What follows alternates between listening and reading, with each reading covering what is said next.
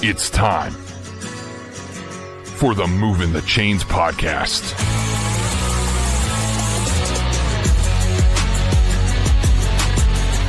Your home for high school football coverage in the Palmetto State. Every team, every game, every week. And now your hosts, Kevin Thomas and John Epps.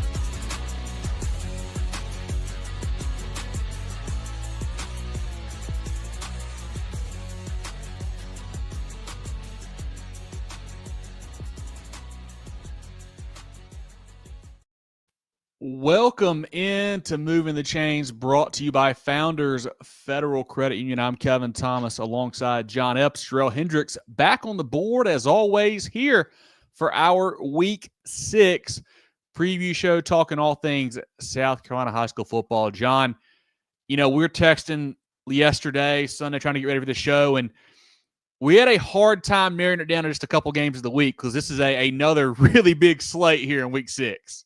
Yeah, a lot of really big games. And what's great about this part of the year, we've got some really, not only are they great games, they're great region games too. Yeah.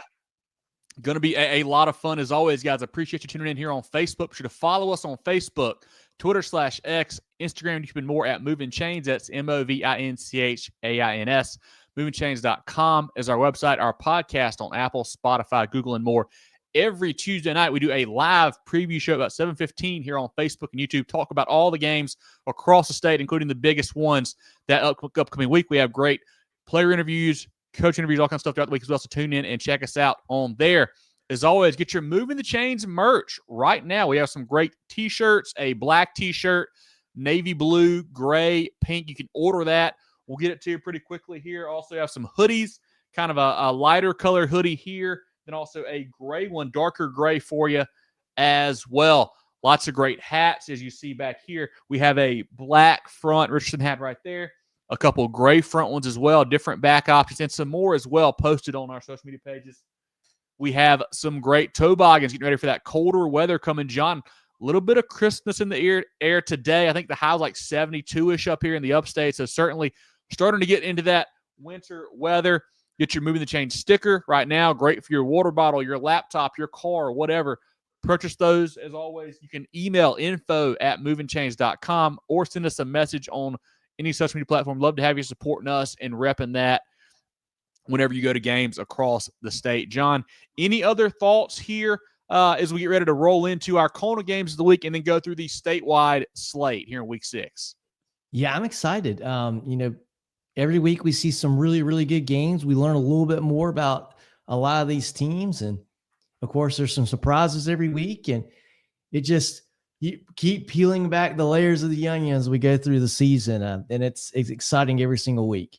Certainly is, and certainly will be tonight. Shout out to Armani right there talking about the Clover Blue Eagles down 23-7, came back to beat a good Fort Mill team. They'll take on Northwestern this week. You're exactly right, Armani. That was a great win for Coach Woolbright's bunch. Have another test this week with Coach Walford and the Trojans. Tony Alexander says, shout out Keegan Reed of the Powdersville Patriots, Anderson Area Touchdown Club, co-offensive player of the year or week against Broome. 455 and a couple touchdowns. He had a big game. He's had a big season so far for the Patriots. Love what Keegan is doing there for Coach Muster. Brandon says, what's up, fellas? Good to see you, Brandon. Appreciate you joining us. Justin says, what's up? What's going on, Justin? Good to have you in here, man, as always. Kevron, appreciate you as well. Tuning in. Big win for your great Collegiate War Eagles last week. Travis Smith says, what's up, guys? Thank you, Travis, as always, for joining us. Courtney, good to see you as always, my man. We are doing well here in Week 6. Hope you are too. Chris, what's up, guys? About the Indians getting done in Sparkle City. Friday night 2-0 in the region. Yes, that was a big win on the road for Coach Littlejohn's bunch. Nice to see them, have a really good performance like that and stay undefeated in that region play. Zach says, good evening. Red Devils are into region play this week. as they're playing Liberty at home. Yeah, Liberty's a good football team. I think Clinton at another level, but we shall see as those two get together. Kathy says we wrote out Union County. Clinton won 60-0. Yes, they blew those guys out. The Red Devils certainly did last Friday. Patrick, appreciate you for joining us, buddy. Big win for the Indians last week. They look to keep it rolling this week against Eastside. Jerel, is that it, Jerel?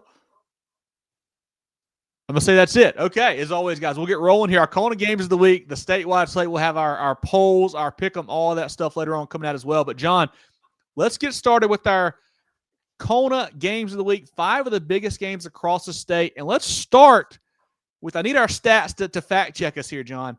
This game here has 2 teams that I do not think we have had in a Kona game of the week, maybe ever, since we've been doing this show. We're going down to the 1A ranks, and that's the Carvers Bay Bears, undefeated at 6-0, taking on the undefeated 5-0 Latta Vikings last week. Carvers Bay, a big win over Green Sea Floyd, 61-15. They're averaging 27 points per game on offense, only allowing 15 per game on defense. Latta had a bye. 2 weeks ago, they defeated that same Green Sea Floyd's team 48-2. They're averaging 44 per game on offense, 14 per game on defense, John. Last year, this game was a thriller. Latta won 34-28 at Carvers Bay. This year, we get these 2 squads undefeated over in Dillon County, man. What do you like? Bears-Vikings should be a fantastic ball game here on Friday night. Yeah, this is an exciting matchup. But, last week was, Green Sea Floyd. You get your practice in against those guys, it seems like this year. Carvers Bay put up 61 points, but really the calling card for this team this season has been the defense. They played really good defense all year. And Latta, on the other hand, the Vikings, pretty prolific offensively. They've really put up some points every game this year. So good contrast, some good defense and good offense in this game. I think we're going to see another really close game like we saw last year. And what I like about Carvers Bay is they've been more tested. They have won 4 one-score ball games this year. That's a big deal. And, one of those one-score games is against a Georgetown team that's not very good, so that scares you a little bit. So I'm not sure how good they are. I think they are good, but the same goes for Latta. For the Vikings, they've only played 1 close game this year. Beating Mullins 22-20, a solid Mullins team. But I feel like there's more to learn about this Latta team too. So this is a great matchup this week over in Latta. I'm going to lean with the Vikings being at home, being that they won last year too. We know that both of these teams are good. I'm just not sure how good either one is. But this will be a great game on Friday and a really good indicator for the winner and how good they are. Yeah, I think they both play in probably what's the toughest 1A region in the state, John. I think, you got these 2 guys. You got Johnsonville. You got Lakeview. A lot of really good teams there. Hannah Pamplico as well is solid. So going to be a fun region to keep an eye on. But Carvers Bay, led by quarterback Christian Simmons, a 2-year starter, had a touchdown pass and run last week. Running back Kennard Hayward, 9 for 132 and a touchdown. Running back Julius McCray, 11 for 157, 3 touchdowns. A guy to watch, tight end defensive end, Jaquan Hanna, really freak athlete for them. He does a good job. Up front, led by Zion Giles, a South Carolina commit, a Shrine Bowler, a Super 75 guy for us. They ran for 476 on the ground last week against Green Sea Floyd, John. That's what they want to do. We know that when you got a road grader like Giles up front, it makes a lot of sense to want to follow him for sure. Latta, led by in that game against Green Sea Floyd 2 weeks ago, Fisher Richardson, the running back, had 25 for 213, 2 touchdowns. Johnson had 8 for 92, 2 more touchdowns. Quarterback, youngster Luke Huggins had a TD. They totaled 432 on the ground against Green Sea Floyd. So both teams want to get it done running the football. Defensively for the Vikings, you got Zamari Bethea, Gavin Albin, and Rylan Gurley on that side for Coach Osmond's group. 2 teams, you mentioned battle-tested, John, and that's a great word for it because Carvers Bay, we mentioned they're 6-0. They beat 1, 2, 3, 4 teams in higher classifications already. When you look at Georgetown, Andrews, Kingstree, and Walkamaw. And then Latta, they beat, I believe, 2 of their own, Marion and Mullins, that I know of. And I'm not sure East Columbus, I think it's North Carolina School. I'm not sure how big they are, but they beat some bigger programs as well. So both teams have kind of been through the ringer. But I like the way you said that the Carvers Bay they've been in those close games, and that there's something to be said for that. Like when you get hit in the mouth and you're able to hang in the fight there and overcome that and have a big win late, that can really do a lot for your confidence. And the next time you're in that game, you're not really worried about it because you've been there before. So they've kind of got that feel to them. I'm kind of expecting a low-scoring game in this one. I'm thinking somewhere in the 20s. Carvers Bay's defense has been really good. And I feel like they've played a lot of games kind of in that high teens, low to mid-20s area. Latta has blown out a bunch of guys. I think they've won a ton of games by like 21-plus already. But I'm thinking it's a little bit closer here. I'm thinking a closer game. And, it's hard to go against the home team here because Latta has played so good. They look like the real deal.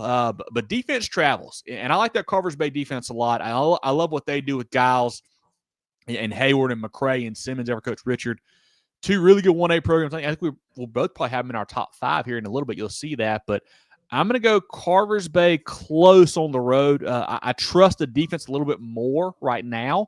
But this could certainly be a game that Latta wins, and we're all afterwards saying, hey, that Vikings team is for real. I think both teams are really good.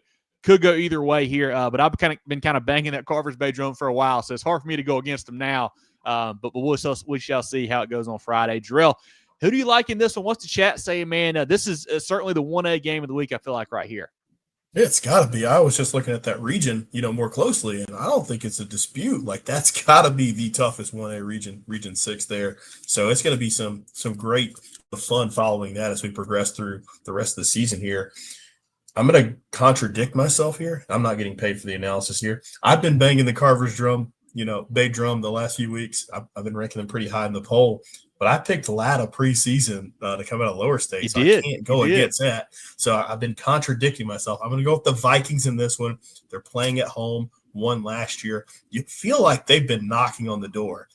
Like you really feel like this is the year for Latta to kind of break through and make it happen. So I'm going to go with the Vikings. But we learned a lot about both teams. But honestly, with this schedule and this slate that's coming up for both of them, we're going to keep learning about them as we continue to progress here. Yeah, I just mentioned we haven't had these guys in a game of the week before. No. We can certainly have them again here in the next couple of weeks because they both got Johnsonville, both got Lakeview still coming, so they could be a team, a couple of teams we talk about a lot more here as we continue to roll. But anything from the chat on this 1A matchup here, Jerel? Yeah, for sure. Justin says big Latta. I like the Vikings supporters in here. He's got Latta 42-21, and Latta 30-21 says Dion. Yeah, that's pretty much for this game. We got obviously people wanting to recap this past week, so we'll I will say this too. Teams. Thinking about this right quick, I feel like this game to me, it's one of those where if Latta's going to win it, it might be a 2-score, 3-score game. Where if Carvers Bay wins, it might be tight down to the wire. It's just kind of how it feels to me in my head, where it's like, hey, if the Bears win, it's going to be a last-minute tight one. If the Vikings win, they might kind of run away with it a little bit. So we shall see, and should be a lot of fun on Friday. Maybe a low-scoring game favors Carvers Bay? I think so. I think so for sure. It's got to. Yeah, I think it has to for sure. So, yeah, we'll see what happens there. John says Greenwood pulled it out. Good game. Yes, that Greenwood Hillcrest game got really tight there late. John, I know you saw a lot of that one. I watched that game. That was a little bit, but certainly a good match over there at the Bab last Friday. Yeah, Hillcrest made a great comeback. Chris says Daniel remarkable comeback as well. Yeah, that crazy game against Seneca. They come back in the fourth to win that one. Major says Daniel beat the allegations this weekend. Big win for them. David Helms says great to meet Moving the Chains at the Eagles Nest. Yes, David, great talking to you last Friday, man. Really enjoyed it. Enjoy watching the Eagles get after it as well. It was a lot of fun, man, getting to talk to you. Charles says Wren pounded Woodruff. That was a really nice win for Coach Freight's bunch. And not even the offensive side, the defense that shut down Woodruff was what really looked good to me. That was an impressive W there for the Hurricanes. Wolfman says great games. He told people North Augusta great game to watch. Mike Doe went off. And North Augusta could have stopped the pass. Yeah, that was a fantastic ball game. Mike Doe had a huge game on the ground. Xavier Wright, huge game through the air for Gray Collegiate. Both of them could have been players of the week for us. Honestly, they had two huge games there. I think 41-27 a final was a lot of fun to follow that one on Friday. Rob says, what's up, guys? Question, which region finished 3 seed to Straw? Straw finishes second in Region 4. I don't have that in front of me, Rob. I might be able to get it during the show, but if not, I'll try to comment later on with that on you. I think last week we said 1-4 goes up, 2-3 goes down. Yeah, I'm trying to think of which region they would play, though, in round one. Yeah, we'll pull it up. I'll do some research during the Yeah, I break. don't have it in front of me right now, so we'll try to figure that out for you, Rob, and get back to you. I'll let you know. And then Noah, we're starting off games of the week, so we'll be getting a 5A once we wrap these up. Let's go to the next game, guys. Perfect. Jerel, and I sent you a note. Tell me if you can see that or not. Our second Kona game of the week here, a big one here that was a thriller, kind of an odd thriller last year, John. And that's Strom Thurmond traveling to the pit to take on Batesburg-Leesville. Both teams 3-2. I mentioned last year being kind of odd because that was a game that Batesburg-Leesville won 8-7, but it was a game going in where Strom Thurmond knew they had to win by a certain number of points to be able to get a home game and a certain seed in the playoffs. So they went for it late, backed up in their territory. They don't get a Batesburg-Leesville scores and wins the game. So, it goes down to the Batesburg-Leesville win, but it wasn't a traditional ball game in that sense. I guess you could say they're the way that they had to play it late. But Strom Thurmond coming off a 45-20 loss to Lincoln County. Batesburg-Leesville a 41-24 victory over Mid-Carolina. The Rebels averaging 37 on offense, 20 allowed on defense per game. They got quarterback Bryshawn Lee, running backs. They have a bunch of them right now. And Deontay Phillips went 8 for 7 2 touchdowns last week. Wigfall, Rouse, they can also carry the ball for them. Receiver Shaheed Williams, a big game, 9 for 69 on a TD. They have receiver DB Caleb Simpkins. He's a stud. We love watching him play. Super 75 guy for us there. Defensively led by Simpkins, Williams, Bryson Coleman, Duger, and Braylon Searles. Coach Webb's bunch there. On the Panthers side, averaging 33 on offense, 18 allowed on defense per game. Running back Amadre Wooden, Super 75 guy for us, went 23 for 204, 3 total touchdowns last week. Quarterback Reese Boinke, 2 touchdowns as well. Receiver Katie Witt, Super 75 guy, North-South guy, two total touchdowns. Now the all-time TD receptions leader, I believe, for the Panthers as well, John, in their history there. Offensive lineman James Sawyer. Defensively, Witt had a pick last week as well. Defensive lineman Tyler Walton, Travis Gate, and Jaquan Corley lead a group of 23 seniors for head coach Greg Lawson there. John, these are two teams that, wanted to be in the top 5, wanted to be considered 2A favorites all season long. Both of them have 2 losses right now. That's not really a big worry because out of region, but this game is going to go a long way, not only for region play, but in my personal, poll here, this is going to tell me a lot about who I think can really win 2A because these are teams that we've kind of not written off, but just kind of lost a feel for it, feels like the last couple of weeks. Yeah, and I think a part of that is the schedule that they both have played to this point. When I look at Batesburg-Leesville, I like this Panthers team. They certainly put themselves back on the map with the season that they had last year. But, I look at their schedule and I go, yeah, they played a good Abbeville team, but they lost. Mm-hmm. They played a 5A team or a 4A team in Lower Richland. They lost. I don't know what their best win is. They've kind of beat up on everybody else they played and haven't played anybody really good. Strom Thurmond, on the other hand, it's similar, but, they beat Silver Bluff 50-0. I don't know that Silver Bluff is that bad. And they beat a pretty solid Emerald team, 35-13 a couple weeks ago. We don't really know anything about Lincoln County out of Georgia, and they play a really, really good 4A team in North Augusta and get beat up. But that's, you can't really hold that against them. I feel like we know what Strom Thurmond has a little bit more, maybe. Yeah. I feel like they're maybe a little bit more of a complete team at this point in the season. I want to lean Strom Thurmond in this game. It would be easier if this game is in the Peach Fields. It's not, so it's very difficult. I'm not sure what to expect in this game, but I'm leaning Strom Thurmond. But I tell you what, I wouldn't be surprised if I expect this game to be close. This is a game where I wouldn't be surprised if one blows the other one out. Really? I think there's a chance that one of these teams is pretty good and the other one maybe not. And there's also they both might be really good and they both not. Both of them might not be really good. But I think I don't know. I have a feeling one of these teams is going to win by 2 or 3 scores. Interesting. It's a tough place to play there at the pit, man. That's a great atmosphere on Friday night. It's going to be a lot of fun because Strom Thurmond, they're going to bring a big crowd as well. A couple things kind of stuck out to me, in the Panthers' losses, you mentioned them there to Abbeville, Lower Richland. They've kind of had some trouble stopping the run, it feels like. And that kind of worries me a little bit this ball game here. And then also, Savvy Wooden not getting selected for Strom Bowl or North-South? Does he use that as kind of as a motivation factor, kind of a fuel factor here in the last couple of weeks of going to region play? Certainly could be a key factor there for him and the Panthers as they get going again. Another key that I want to mention here, John, last week, Wooden, kickoff return touchdown. Katie Witt, punt return touchdown. Also, another one called back. So they had 2 return touchdowns last week in that win over Mid-Carolina.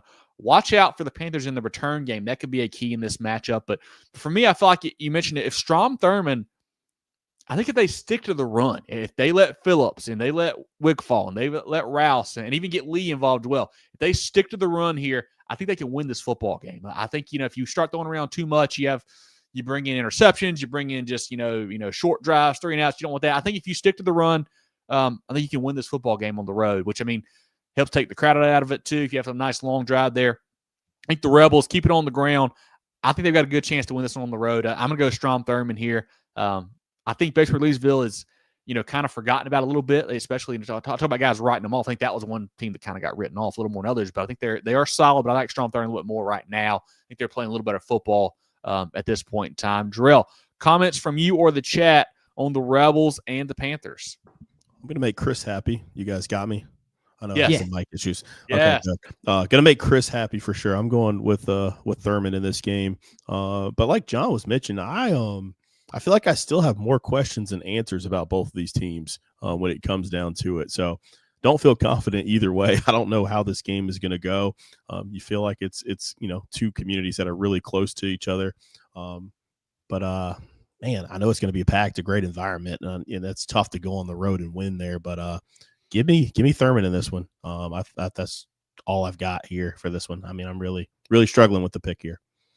I'm surprised we're all 3 going with the road team here. That was what sure. pissed me off parts too. It's almost when you got to save the graphic here, when you want to. Exactly. Well, they can save it. Like I just don't. I don't feel comfortable picking either one. Honestly, I'm just gonna go with Thurmond. I feel like I feel like I know a little bit more about them, but I still got a lot of questions about this bunch. For sure. So we'll throw these comments up. Brandon says, Jerel, we were wrong picking Abbeville over at Westside. It was a close matchup there, man. Y'all were onto something. I think it was 20. I was feeling good. And that was a late score as well by the Rams to win that one. Certainly a good ball game. We'll talk about it more when we get to pick them up there. But I picked all of the teams that lost in the comeback fashion this past week. So I came back to the pack this week. Quiet Storm says, expect a packed house in the White Walls Dillon Memorial on Friday night. KO's going to go crazy line secondary. Dillon by 14 or more. Go Wildcats. We'll get to that game here in a minute here. Quiet Storm should be a fantastic one in 3A. Brandon says this is a tough one. He'll take Strom Thurmond by 7. Zach, people throwing shade at Sheely's barbecue should be banned no matter who you pull for. I agree with you on that. And I will say I did see a funny comment from Bulldog in one of the Facebook groups saying, I heard Sheely's fell off. Here comes the Rebels. It was pretty funny. But anyway, I like Sheely's myself, man. But it's all in good fun. You got something disparaging Sheely's, you're going to get blocked from the chat tonight. Dion says 35-14 Rebs. Yeah, we got some clarity in the chat on that matchup with that weird division there when it comes to what Sherrall's going to do as well. Gotcha. Lincoln County's a tough out in Georgia 1A. Should be playing D4 1 in November, December. Courtney said he's got Strom Thurmond 23-17. Chris has got the prayer hands up. Says hope that works out for you. Let's go to the next game, guys. Awesome. Our third Kona game of the week, a game we just mentioned here, the Loris Lions and the Dillon Wildcats. The Lions come in at 5-0. The Wildcats 3-2 over at the Dillon Memorial Stadium between the white walls. Loris coming off a 50-6 win over Saukesty. Dillon off of a bye 2 weeks ago. They had a big win over Hartsville, 62-35. The Lions averaging 48 points per game on offense, allowing just 10 per game on defense. The Wildcats, 44 on offense, 21 allowed per game on defense. John, you were at this game last year. Loris won a thriller, 30-27, their first win over Dillon since 1968. The Lions seem to be red hot. The Wildcats kind of seem to be hitting their stride, though, as well here, John, lately. Can Loris win back-to-back? Does Dillon kind of get their mojo back? What do you like here in this 3A region matchup? I like everything about this game. Yeah. This was probably the most fun regular season game I went to last year. The atmosphere at Loris was awesome.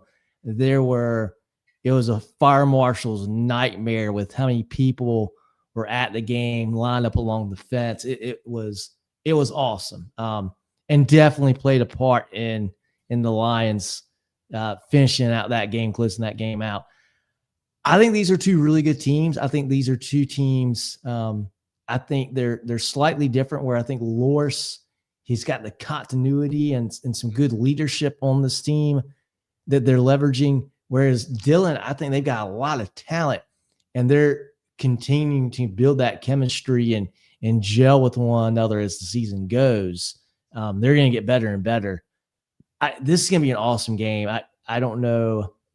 Whoever loses this game, they may not lose many more, if another one, the rest of the regular season anyways. But I tell you what, as good as that atmosphere was in Loras last year, you got to think it's going to be just that good in Dillon this year, because now it's revenge. Yeah. They got to – how many teams beat Dillon 2 years in a row? It can't be many. And Dillon seems to really has got it going now.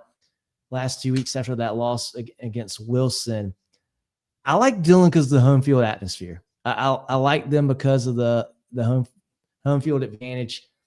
And Loras has it. If this game is in Loras, I think I'd go Loras for a lot of the same reasons. I think they're a pretty evenly matched group. It should be a awesome ball game. I don't know. I'm thinking we're going to see a lot of points, but I don't know. There's some good. That Loras defense can play too. They got some big boys over there. This is going to be a really, really fun game. If you're in the PD area, go out to this game. This is going to be a really fun one. Yeah, the Loras Lions, led by quarterback Zamir Moon Jerel, 11 for 16, 202, 4 touchdowns last week. John, on the season, Jerel, 19 touchdowns, 0 picks. You got to feel like if you're Dillon, you got to turn them over at some point to win this football game almost on Friday.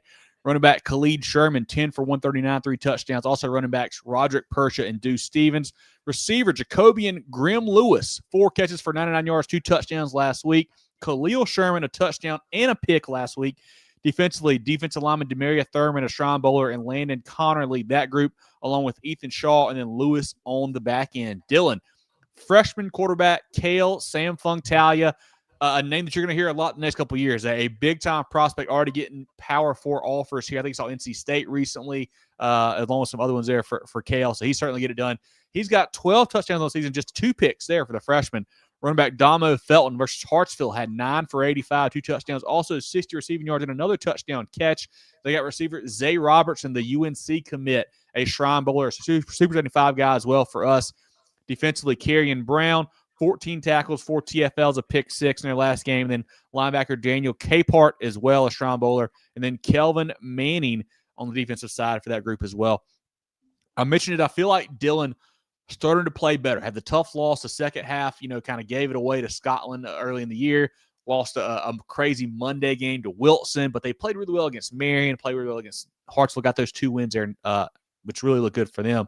Loras, I think you hit the nail on the head there, John, where they've got a veteran group that's played a lot of football. Like everybody I just named there were key contributors last year. It felt like we had Lewis and Jerel and Stevens and Sherman. Like we knew all these guys already, and they're back and they're getting it done.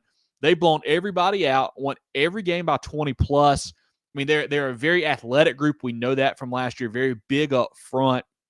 One thing about them that I've noticed, I think you saw it last year in that game against Dillon, John, they make a lot of big plays happen kind of off schedule, I guess. When things break down, maybe there's a busted play or the line gets, gives up some pressure to Jerel. He finds Lewis or Sherman for a 60, 70-yarder when it wasn't exactly, I guess, scripted, if that makes sense. Like they make a lot of things happen kind of off schedule. Big plays go so athletic, and that can certainly be a detriment sometimes, but certainly works out well for the Lions this season. They're a dangerous group, and I love what Coach Mance has done. This is a program that was, never really talked about much until he got there. He's really built them up, and they're a group now that, they expect to win. Like they are used to winning. They have done a really good job changing the culture there and really building up a really nice program there in Horry County. And I've said it last 2 or 3 years. Right now, they're the best program in Horry County. Like I don't care what they are. They are the best one in that area. So hats off to him and that group. For Coach Roller's Wildcats, mentioned they're playing better and better. I think they've got the athletes. They always do at Dillon. with Robertson and, with Capehart and Brown. They can match up okay, I think, out wide and in the back end. But I worry about the line. I don't know if they've quite got the experience and the size up front that Loras has on both sides. We'll see how that shakes out. So that kind of worries me. But like you picked Dillon because they're at home, one thing I had written down here was I'm intrigued to see how Loras handles a tough environment with a team that's in their weight class. Like they've blown out a bunch of guys this year. Teams are better than teams they should have blown out. But they're playing somebody pretty good this week, and they're on the road. And it's going to be a different animal for them. So really intrigued to see how this goes. And I'm probably dumb for doing this, but I'm going to pick Loras to win. On the road to beat Dillon 2 years in a row. Like you said, I don't know how often that's happened in the history of the Wildcats program, but I like this Loras team a lot. I've banged that drum as well for a couple years now. I think they're really good. And I think that if this was a group that had a bunch of newer guys this year, I probably would not pick them. But the fact they've got a bunch of veterans with Grimm and Moon and those guys, I think they won't be super shocked by going on the road. So I like Loras ball game here. 2 3A teams I think can make a deep run in the lower state, but I like the Lions on the road. Should be a fantastic football game over at Dillon Memorial Stadium. Jerel, comments from you or the chat on this one? Wild game. I like jumping off the porch. I'll be dumb with you. I like Loras in this game. I think they're the better team. And that's where I'm struggling with this game. I think Loras is a better team, but then the psychological hurdle of beating Dillon twice. You hadn't beat them in like 50 years before last year.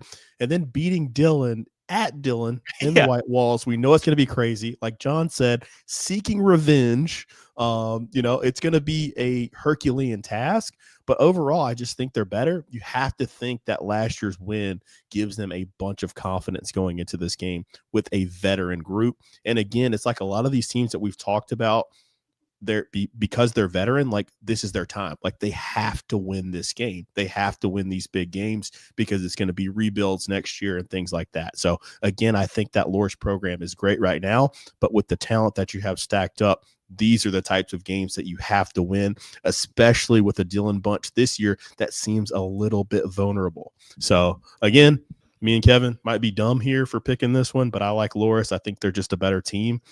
It's going to be a tough task. And again, if Dillon wins this game by 50, I'm not going to be shocked. And Jerel, we talk about the last time, but I think that I can't remember who we picked in this game last year. But the last time Dillon had a big matchup at home, those Bulldogs from Marlboro County came in there and they whooped them pretty good last year, and we didn't see that coming. So Dillon has been known to play well at home for sure, man. So it's going to be a fun matchup.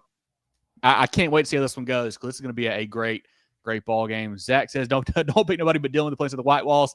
That's a good rule to live by typically, Zach. It certainly is, but Jerel and I are not going this time. Dion's got Dillon 56-42. We could see a shootout here. Larry likes Loras 35-21. Courtney's also taking Loras 35-28. I think really you got two great quarterbacks with Jerel and Sam Funktalia going at it. Malik says, y'all got to come down to Dillon outside here. They've got size. I feel like it's more of like a not as experienced up front, I guess you could say. Yeah. Malik is what Loras has up front. So we shall see how it shakes out. It should be a fantastic 3A matchup on Friday. Any other comments, Jerel, from you or the chat, or John, you want to listen to? This is I thought we could talk about this game for 25, 30 minutes if we wanted to, really. Certainly could. Yeah. Let's we got one more prediction. Tim says Wildcats 42-21. Big win for Dillon. That'd be impressive. So let's keep it rolling, guys. Our fourth corner game of the week, a big 5A matchup, another game that I think is the de facto region title here, John, and that's the Berkeley Stags at 4-1, traveling to take on the 4-1 Stratford Knights. Both teams won losses to Somerville, so we'll see how they match up. Berkeley, a 54-0 win over St. James last week, averaging 40 points per game on offense, 20 allowed on defense. Quarterback Henry Rivers is back healthy now. Last week, 14 for 16, 236, 4 touchdowns. He's a dual threat guy when needs to be. Running backs L.J. Washington, Caden Foxworth get it done on the ground. Receiver John Cleveland, 6-rated, 2 touchdowns last week. John Mitchell and Elijah Mitchell, also weapons for them. Offensive lineman Zion Britt leads that group. Defensively, Shrine Bowler Jihad Sneed and the defensive lineman Landon Jackson are the big players on defense for Coach Lodge. Stratford off of a bye, averaging 47 on offense, 15 on defense. The Shrine Bowler Jakin Davis, 10 touchdown passes, only 1 pick this year, along with 7 rushing touchdowns so far. Running back Malik McGowan averaging 8.5 per tote, had 7 TDs. Receiver Jaquan Crosby. Defensively led by Clemens, Gibbs, and Davis. Also, Marcus Henderson for Berkeley's a big player defense as well for them. Last year, Berkeley won 30-22, John. Who do you like in this 5A matchup, man? This could be another all-timer, it feels like right now. Yeah, I tell you what, this is a really exciting game. And, this is, Berkeley they've been good for the last couple of years. They got the experienced quarterback. They're in a good position. They expect to be here. Stratford's kind of come back on the scene this year. Yeah. And hey, maybe their most impressive game was the first game where they lost in a tight one with Somerville. It's, it was a 1-point game going to the fourth quarter. They had a good chance to win this ball game. And I am, we're learning more about teams as the year goes, and we didn't really know what to think about Daniel to start the year off. Stratford beats them by a couple scores, in Central. We're like, maybe Daniel's not very good. And I've seen Daniel play a little bit this year. I have my doubts, but boy, you talk about a team that wants to get you to the fourth quarter and then absolutely crush your dreams. That's Daniel. And Stratford didn't give him a chance. Yeah. I think that win for them is very, very impressive. Not only did they beat Daniel, they went across the state and beat them in a building that they don't normally lose in. I think this Stratford team is for real. I think Stratford wins this game. I like that they get to play this one at home. I think we're going to, if Stratford really wants to be taken, I'm taking them serious. If they want the rest of the state to take them serious, you win this game Friday night. And I think you get a lot more. You get a lot of that respect that you deserve. But Berkeley's very good. They're very talented. And just how we talked about before with Loris, they got some good experience, especially at the position that matters the most at quarterback. So that is, if Berkeley wins, I think that's why they win the game, because of the experience and because of Rivers. But give me Stratford. I think Stratford's going to win this game. I think they're a really good football team. Really good football team. I think both quarterbacks are great. Rivers is probably a Shrine Bowler next year. He's a junior this year. Jake and Davis is a Shrine Bowler this year for Stratford. 2 really good quarterbacks. That's why both offenses are averaging over 400 yards per game, because they have good trigger men there. And that's even with Rivers out for a game or two there for Berkeley as well.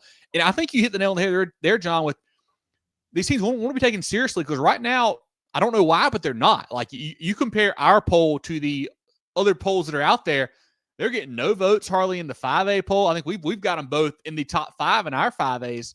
I think we think these guys are both really good. Maybe we're a little bit ahead of the curve on this. I don't know, but a lot of the rest of the state apparently doesn't, and I'm very surprised by that. I think these are 2 of the better football teams you'll see, especially in the Low Country, and I think in each of their 5A classes they're going to be contenders for sure. Really excited for this one. I like both offenses a lot. I think the offenses are kind of even maybe there. I think they both got a lot of playmakers. I like Berkeley's defense a little bit more, and I think that's why I'm going to go the Stags. I like what they do a lot with Jackson and Sneed and Henderson. I think they got a little more talent on that side.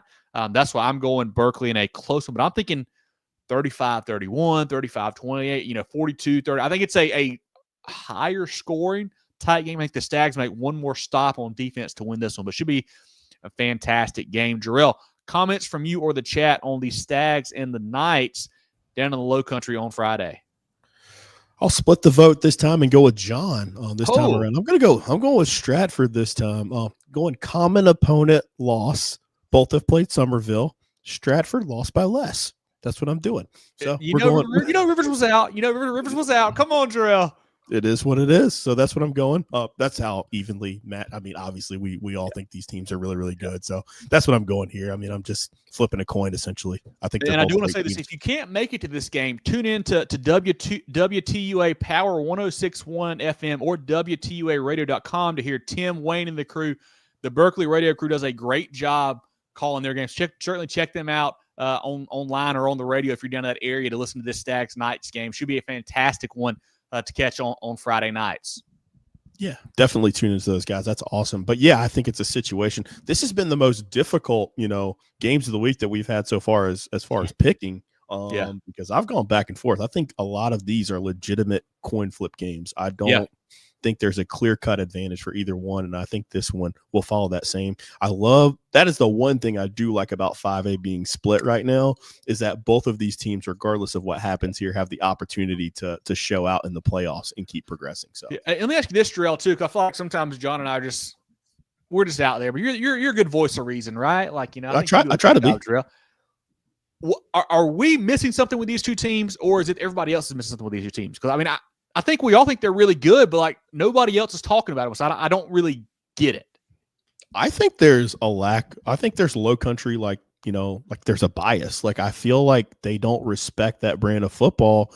And I think there's some really, really great teams. And I think that's what we do a good job of, is trying to highlight everyone. I think with the voters, a lot of the times they're trying to highlight their particular schools that they cover, and there's nothing wrong with that. I think that's great. They see these teams more often. Of course, there's going to be a bias. I know these guys are great journalists and things like that, but with us covering the entire state, I think that's what allows us to just say, like, hey, I think these guys are good. We've been following them for a long time. Or, like a case of a Stratford this year, it's like John mentioned, that first loss is like, that was kind of eye-opening. Like, they played Somerville really, really tight, then go up and beat Daniel. Okay, these guys are on to something. They've been building. Let's give them the respect that they deserve. So I think for us is like, we don't put the blinders on and have to focus on a specific team, a specific region, and it allows us to cover everybody equally. And Jerel and I are really lucky, Kevin. You don't have to suffer this, but our alma maters are just not very good. So our bias doesn't really come into play that much. I got zero bias. Yeah, my team is not very good historically and currently. So yeah, I think that's a great point there, John. Let's look at some predictions from the chat. Let's get comments from the chat. Berkeley by 13, says John Putnam. Chris says Berkeley by 21. That would put the state on notice right there. I feel like if the Stags do that. Brandon says, yep, Daniel was down double digits if Clinton and Seneca came back to win. Yeah, they are a tough team. You got to kill them. You got to kill them. You can't just knock them down. You got to kill those boys. And Stratford did a good job of that in that matchup. Randy says high-scoring shootout. I could see it. Like I said, I think 40s, 30s, something like that. Courtney, Berkeley 35-28, says Courtney. Zach says Stratford is a big old line. They dress a lot. Depth, they come into play the fourth quarter. Certainly could. That's a good play. And at home, too, Zach. That could be a key in that one. Chris said Berkeley's been tested more than Stratford. I think both have had a pretty solid schedule, but I think you certainly could make that point. Elk says go with the home team. That's always a good key too. I do it all the time. What? I mean, we don't know, Zach. Who's my alma mater? The Golden Eagles, baby. We go into the SCISA ranks for that one. So defending state champs. That's right. That's right. Speaking of, perfect segue. Let's keep going, guys. Our SCISA game of the week, our fifth Kona game of the week here, we got the Bethesda Blazers 4-0 taking on the 5-1 Beaufort Academy squad there. Bethesda a bye 2 weeks ago, beat Patrick Henry 56-0, averaging 52 on offense, 11 allowed on defense. Jordan Cheever, Jordan Turner, and that group do a fantastic job there. That Blazers bunch has been really good. They played for state last year, John. Didn't quite get it done, but they beat Beaufort 40-20 in last year's matchup. On the Beaufort side, they were playing Colleton Prep last week. It got called due to the rain, so we didn't really get a winner in that one. But back in week 4, took a tough loss to Dorchester. Quarterback Nick Shuford, running back Nick Underwood, defensively Jace Paulk and Underwood lead that group there. In my opinion, I think similar to almost like Loris earlier, where Bethesda has a lot of names that that have played a lot of football. I think they're very explosive, very athletic. I like the Blazers going on the road and winning this football game. I think they are really good. That's why they're probably number 1 in our poll right now in their SCISA 2A rankings. But I think Bethesda wins this football game. Who do you like, John, here in the SCISA ranks? I agree with you. I think, as we just talked about, it's hard to go against the home team when you get two good teams playing one another. But I think, that's like you said, I think they're just a little bit better. They've got a little more experience under their belt, and they're a really, really, really good team. Yeah, I like them to win this. I like them to hold that top spot with a win this Friday. I like that. Jerel, who do you like in the SCISA game of the week, Bethesda or Beaufort? Yeah, give me Bethesda. I mean, they've just year in and year out. They've been so good the last few years, and I think they're going to be able to maybe get over the hump this year and really, contend for that state championship. But I like Bethesda in this one. Perfect. Jerel, any comments from the chat on this game or just in general? I saw a few floating around that I'm hoping you're going to put up here. Somebody said that one team that we talked about should kill the other, and I would love to get some clarity on that. I don't know if you saw that one come through a minute ago or not. Okay. Oh, let me go back through. I don't really see it right here. We'll just pop anything up as we go, and we'll talk through it. Yeah, for sure. Here we go. How do you feel about Latta Carvers Bay money run? So if you missed that was the first game of the week we broke down. So once we get done, you can go back to the beginning of the show. Should be a great game. I think we've got 2 Latta picks and 1 Carvers Bay pick, I believe, in this one. I got Carvers Bay. John Jerel got Latta. I got Latta. Yeah. Should be a great game, a fantastic 1A game. 2 really good teams there for Coach Osmond and Coach Richard. Definitely go check that out. Malcolm says, tough loss to North Augusta. We're not done. Yeah, no doubt. You guys you'd be just fine. Obviously, with Mike Doe running the ball, you're going to be fine against anybody. Just got to figure out the defense a little bit there. But the Yellow Jackets will certainly be a tough out for anyone here in 4A as we continue to roll. Yeah, I'm missing your comment, so we'll see. We'll see which one. You got to tell me who you're seeing. I believe someone said Dillon should smoke Loris, and I would just love to hear the background on that. I think there it is. Thomas, give me some feedback on that, man. I think we all love both these teams, but it's just hard to say they should smoke them. That's a surprise to me that somebody would say that. If you've watched and followed, I'm not betting on that. No, especially with Loris winning that game last year. Yeah. So. Don't tell Loris. But that'll be a fun one to follow, man. So maybe they do. Maybe they would. I mean, crazy things happen in the White Walls, that's for sure. And you got a stud quarterback certainly could happen. We have not gotten to 3A yet. We'll get to that here in a little bit. We're about to go into 5A. We just finished our Kona games of the week.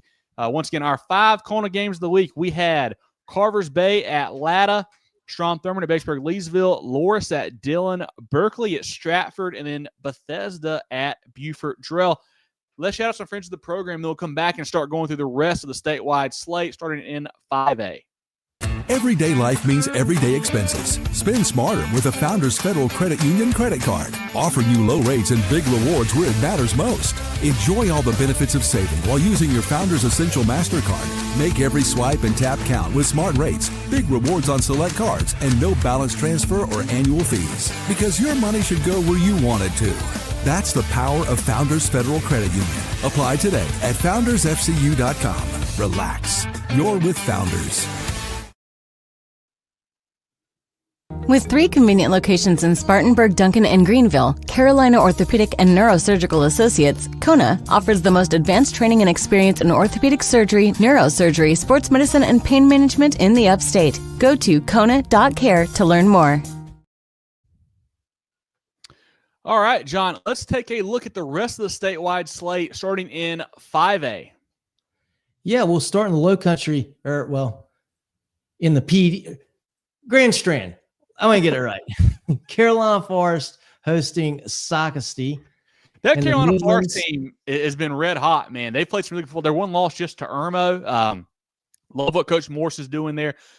Jaron Fox at running back's a stud. Want to shout out River Thane, the tight end for them. He does a great job for the Panthers as well. It's a good group there as always with the Panthers. Yeah, they're going to roll in that one.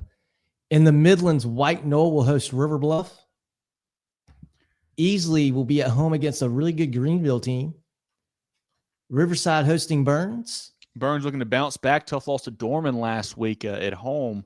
Got to get the run game going. They could not run it last week. It was kind of surprising in that game. We've got the Dam game coming up. Irmo hosting Lexington over at WC Hawkins. Those guys have been impressive each and every week. I mean, yeah. I don't know what else we can say about the Yellow Jackets, man. They are really good. They're looking the part of a state title contender. Lexington, they got a young bunch here for Coach Young. They're getting better, but I think Irmo can almost name their score this week, it feels like. Yeah, not much drop-off for the Yellow Jackets this year. One of our Kona games of the week we talked about earlier, Stratford hosting Berkeley. We've got Blythewood at home against Lugoff-Elgin. I like that game. That could be a lot of points in that one, John. Lugoff-Elgin has put up a lot with Shamil Sadiq's done a great job out wide for them. Blythewood has scored football as well. I think we could see a high-scoring matchup here, and I think Lugoff-Elgin's a better football team. They've been an impressive group this year. They've improved. I looked through what transpired in the Sumter game last week. They just couldn't get a stop. Every time Sumter touched the ball, they scored, and it was a 2-score game. Yeah, Lookup didn't go away. 57-42 track meet. If they can develop a little more consistency, they're going to be a good group. They've still got to get that down. They're a little inconsistent from week to week. Blythewood's a decent team. They're both 3-3. It's a big game for playoff implications for both of these squads. Wade Hampton, they'll be at home against Spartanburg. Clover hosting Northwestern. A Clover team we mentioned earlier to Armani, a great comeback win over Fort Mill. But now you get a different animal in Northwestern this week. The Trojans are going to light the scoreboard. That's what they do every week. I think that bunch for Coach Walford are on a mission now. They're a really good football team. I like Clover as well, but I think Northwestern is too much firepower right now. I think the Trojans roll again. Yeah, and even with that said, also win by Clover. I expected Fort Mill to win that game. Clover, they did a great job. They played full 48 minutes and came out with the W. Mm-hmm. Somerville, they'll be at home against RB Stall. Cane Bay at home against Lucy Beckham. Boiling Springs on the road, traveling to Dorman. A potential letdown spot for the Cavs. A big win last week against Burns on the road. You play a Boiling Springs team that's a little bit down from last year. Could be a tough spot there for Coach Morse's bunch, but I think he'll have him coached up. Nick Need's done a fantastic job on offense running the football for them. Contavious Anderson on defense has really kind of set the tone there for the Cavs. I think they win again, but that's a good football team, and that was an impressive win last week to me. Yeah, I was very impressed by Dorman. They've got a really good group over there this year. North Myrtle Beach at home against Conway. St. James will be hosting Myrtle Beach. Goose Creek on the road against Wando. Goose Creek having a hard time this year. A little surprising there. Dutch Fork at home against Chapin. Spring Valley will travel to Ridgeview. Hillcrest, this is an interesting game here. Hillcrest hosting TL Hanna. I watched that Hillcrest Greenwood game. I like that quarterback. I know you saw Hillcrest earlier this year too. Good quarterback. Yes. And defensively, they can play. Those guys they get after it a little bit. There's a little inconsistency, I thought, in that Greenwood game with them. They gave up a lot of big plays. But Hillcrest is a little bit of – they're a sneaky group and a good quarterback. TL Hanna, they're still hard to figure out. They're 4-1 though. They're still got a great record. But yeah, this is – tell you what, Jerel, you talk about a coin flip kind of game. I'm not sure what we're going to get from either one of these teams on Friday. This will be a fun one to watch. Yeah, you mentioned Hillcrest. Jackson Free at quarterback's a stud, can run it, he can throw it. That's a team to look out for. I think they're good this year, can make some noise. I think next year, when these guys kind of grow up, they could really be a big-time contender. But yeah, I think you're right. The defense has been kind of, up and down for them, it feels like. But then TL Hanna, 2 weeks ago, they beat an undefeated Greenwood team. Then last week, they go to overtime with Malden, a team that Hillcrest beat by, multiple scores. So they're tough to figure out, like you said. I do worry with the inconsistency for the Rams against a rushing attack like TL Hanna, where you have to be very disciplined. You have to be right gap, right zone every time. You can't have those breakdowns on defense. That does scare me a little bit, but I do think Hillcrest has the offense to kind of keep them in this football game and maybe win this game. This has been a game that I feel like we've seen a couple times the last few years. It always kind of came down to the region title between these two a few years ago. Obviously, it felt like I think the Rams have a real shot at home to win this one. Chandler Stadium, a good environment. Should be a fun matchup. I'm going to take Hillcrest because I just can't figure out TL Hanna. I don't know what to put them. I think Hillcrest at home wins this game. Noah says that should be a good one. I think it should be as well, Noah. And then, so a minute ago, a comment from Joey. Sorry, go ahead, Jerel. Pop in. No, I was going to say, Hillcrest Hanna, this is a game that we've had game of the week a bunch of times. So this was definitely one of those ones where it could be very, very good. I think it's going to be tight as well. And again, another coin flip game. Should be a lot of fun. And I don't have the stat in front of me, but Jeff Smalt does a great job on Twitter doing stats for Hillcrest. I believe he said the winner of this Hanna-Hillcrest game has won the region, I think, the last 5 years in a row, something like that. I believe that. Crazy. So certainly could hold true this year. We'll see how it shakes out, but should be a fun one. And I think Joey Conway mentioned Chapin and Dutch Fork. Dutch Fork coming off the bye. They're going to be wanting to get out some anger after that tough loss to Oceanside 2 weeks ago. Chapin's still looking for their first win. They've been kind of struggling right now. Hadn't quite got it figured out yet. I think Dutch Fork rolls in that one, but a good region matchup there. if you want to keep going now, John. Yeah, that'll be everybody in green gets to play. Staying in Greenville County, JL Man will host Woodmont. Sumter at home against West Florence. West Florence head coach Chad Wilkes, former assistant for Barnes there at Sumter. So kind of going home there, be a fun matchup there. I think Sumter a better football team. Franklin Richardson gets it done every week, it feels like, for them. Gaffney on the road against Eastside. Is that a potential trip up spot there, you think, John? Eastside, I think they're improved this year. They played tight against Spartanburg a couple weeks ago, and they get Gaffney at home. Gaffney off of a big win last week. I'm not calling for an upset, nothing like that, but I feel like this is you got to pay attention. If you're Gaffney, you got to play football. You got to play solid football this week. I think it's the other way around. Really? I think Gaffney is finally there's less variables with the program right now. I think they're more established at the court. Hey, I'll just say it, at the quarterback position, and that's a big deal. I think Gaffney is now. That win last week told me, hey, this program is more comfortable now. I think Gaffney. I'm not going to say they roll. I think they win comfortably. Yeah. Is that what we think, though? I mean, I still think there's some question marks. That's the good thing about Gaffney is they have so much involvement. We saw the stats, and they were not very impressive offensively. I still think there's some ironing out that has to be done for this Indians program, especially on offense. Yeah, they got a bunch of guys that have gotten hurt and have new guys filling in. They got the running back spot, trying to figure out the running back spot. In the second half, they really kind of leaned on Spartanburg, ran it well. So maybe they just stick more to their run game this week and just kind of do the full game. We'll see. We know they can play defense. We know that they always can. So I like Gaffney in that one, but just, interested to see what you guys thought. John says Gaffney rolls. Patrick says no chance as well. Eastside's got a dog at running back, says Zach. Yeah, Lucas Tankersley, one of our players of the week a couple weeks ago. He gets it done on the ground for sure. Yeah, you know where he's from. That's why. Let's keep going now, John. 5-0 Indian Land team. They'll be hosting Nation Ford. Big win for Indian Land last week. They really put it on Rock Hill.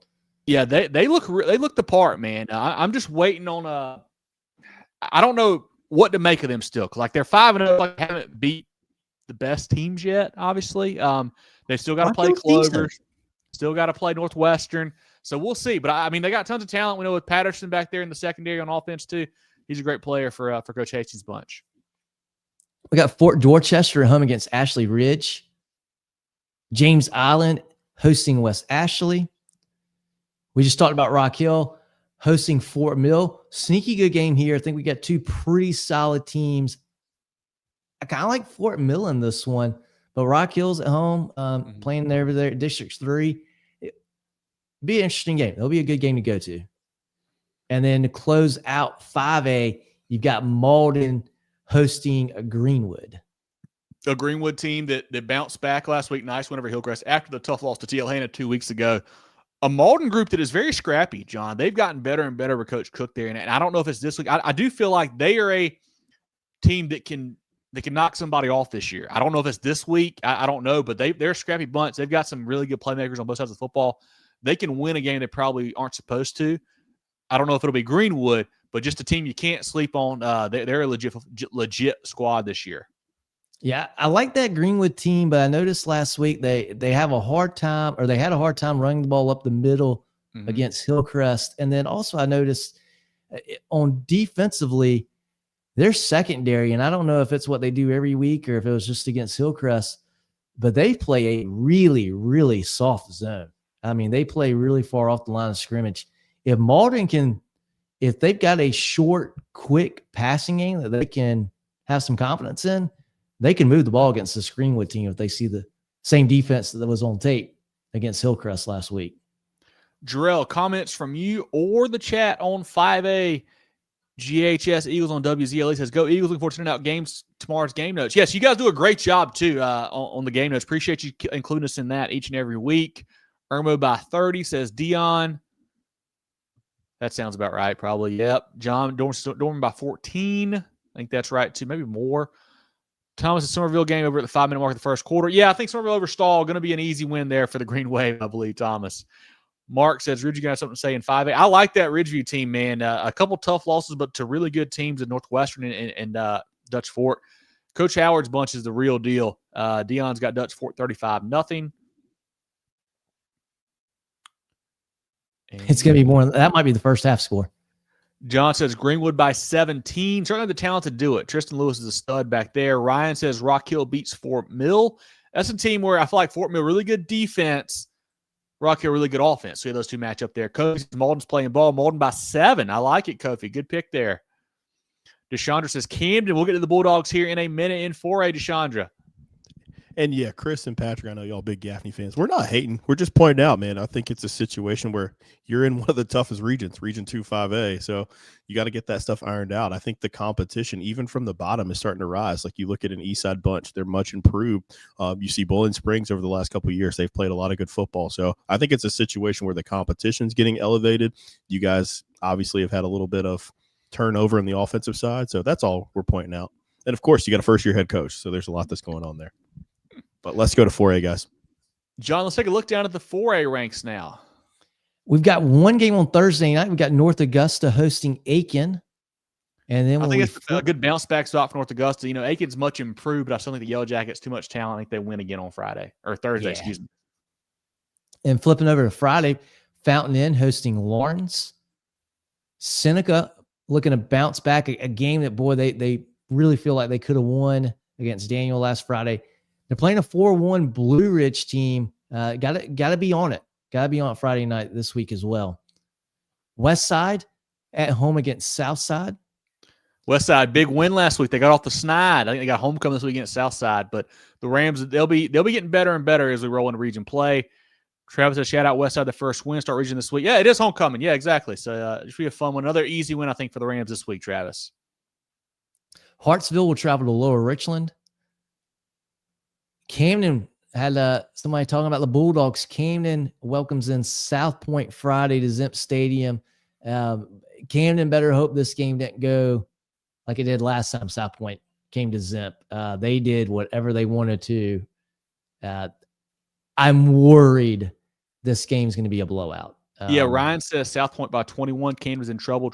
Yeah, and I think, you know, the Bulldogs, a lot of their offense this year has been Grayson Rimp throwing it around to Drakeford and you know, Will Honert or Honert. Sorry if I got your name right. Sorry, buddy. A lot. And then I think, like we said a couple weeks ago, I don't think you beat South Point by throwing the football. I don't think that's how you're going to beat them. So you're going to have to get Boykin going in the run game. I think the Stallions a little too much firepower. And I know Jerel. I know who Jerel's picking in this game because Jerel saw this game last year, and he is scarred for life by that matchup. I'm sorry, Deandra, and all of our loyal, you know, Jessica, all of our loyal Camden followers. That game last year, that I've never seen a game get out of hand that quickly. So I hope it's much more competitive. I mean, we were looking for places to go halfway through the second quarter. That's how bad it was. So new year, I agree.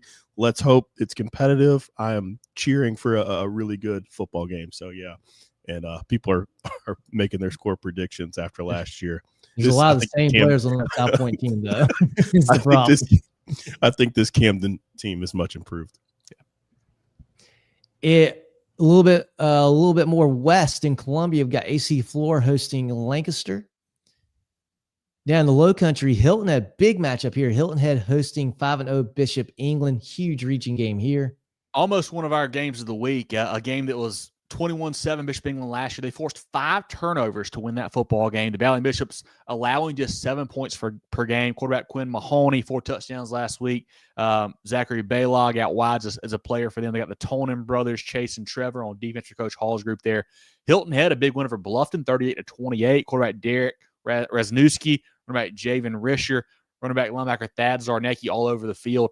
I like this game a lot. It's a really fun one. I think Bishop England a little too much on both sides of the football, but should be a fantastic game down there in the Low Country. It will be a great one. May River at home against Colleton County. Gilbert travels to South Aiken. Brooklyn Casey at home against Gray. A great collegiate team that has figured it out. Xavier Wright's playing well at quarterback. Trayvon Williamson, Royce Williamson. They're getting it done right now for Coach Bryant's team. They've gotten it figured out. They're playing good football. Yeah, they look very dangerous, especially after last week. Greer at home against Pickens. Bluffton hosting Beaufort, looking to bounce back there for Bluffton. Wren at home against Emerald. South Florence will travel to Darlington. Daniel at home against Berea. That's probably homecoming. Should be. Richland Northeast at home against Dreer. Pendleton travels to all right, I'm not going to say that. That's too much. We'll say Travelers Rest at home against Pendleton. Crestwood at home against Wilson. That's a big region game there. A Wilson team that has surprised a lot of folks this year. Both of them 4-2 overall right now. That's going to go a long way in seeding for home playoff games for sure. I don't know what to make of that one because Crestwood has kind of let me down a little bit this year. Wilson has really surprised me. So it should be a fun game over there in the Sumter area. Yeah, Crestwood's got the talent, but I trust Wilson in this game a little bit more. It'll be a good game, though. And then to close out 4A, Midland Valley travels to Airport. Jerel, comments from you or the chat on the 4A slate. Travis is Region 1 4A coming down to West Side at Wren Halloween night. Yes, I believe so. It certainly will. I like Wren. Defense best in the state. They are legit, man. They fly around. They got studs at every level, it feels like. Brandon says Fountain Inn big over Lawrence. Lawrence has been outscored 233-27 in 5 games this year, including 3 shutouts. And not only that, Fountain Inn's good. I think you couple that with a struggling Raiders program does not look good. I should have put that up. That's Brandon taking a shot at a rival there while they're down. I should have put that up there. Ryan says Gatty's starting to take shape. Defense looks good. Yeah, defense good game last week against a solid Spartanburg squad with Burke and Lynch and those guys holding them down. What was really impressive there for the Indians. Alex says, not dangerous, didn't have the person right on our DBs. Okay, so the Yellow Jackets can make some defensive back changes, it feels like there. But Great Collegiate, they're a good team. They're a good team. I'll put it that way. Wolfman says North Augusta, Aiken on Thursday. Yep, got that one kicking off the week there. Valley by 28, says Dion over Airport. That sounds about right. I think it could be a big game for Xavier Jeter and crew. Let's go to 3A, guys. Looking down at 3A now, John. First game on the docket, Crescent at home against Walhalla. Carolina High will be at home against Palmetto. Newberry hosting Silver Bluff. Here's a battle of 2 undefeateds here. Big time game here. Orangeburg-Wilkinson traveling to Fox Creek. We're going to find out a lot about both of these teams in this one.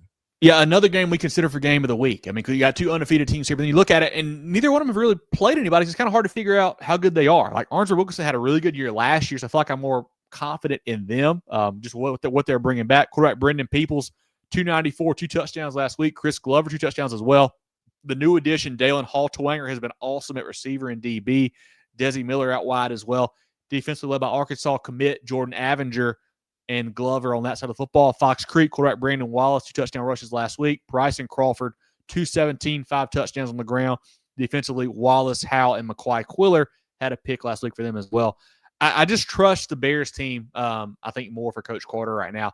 I like Avenger a lot. Hall-Twanger's been a stud. He was at Hammond. He's a stud now at Orangeburg-Wilkinson. I think they've got too much firepower. I like the Bears to continue rolling. I think they can stay undefeated. I think Fox Creek takes their first loss this week. Like, what do you guys hear? I think our CSRA people need to let us know. Slide in the DMs, give us a phone call, something like that. Hit the tip line, go on the website. Tell us about this Fox Creek team. I mean, we do not know as much. New in the offseason, they had a lot of influx of talent coming in, but I really feel like the record looks great, but how good are they really? I mean, you look at the schedule, they beat Dixie, McCormick, Wilson, Elko from South Carolina, which are all lower class teams they should beat. And they've beat Glen Hills and Josie, I think, out of Georgia. I don't know anything about either one of those. So I don't know. Sure. But yeah, I think you're right. Like, if somebody's got a better insight, certainly let us know. But I think I like the Bears because I'm a little more trusted with what Coach Carter's doing there after last year for sure. Marlboro County will head over to Anner. Walkama's at home against Georgetown. Familiar matchup here. St. Joseph's will head across town, not even across town, to play Christ Church. This Christ Church team has hit their stride lately. A nice win this week over Hampton County.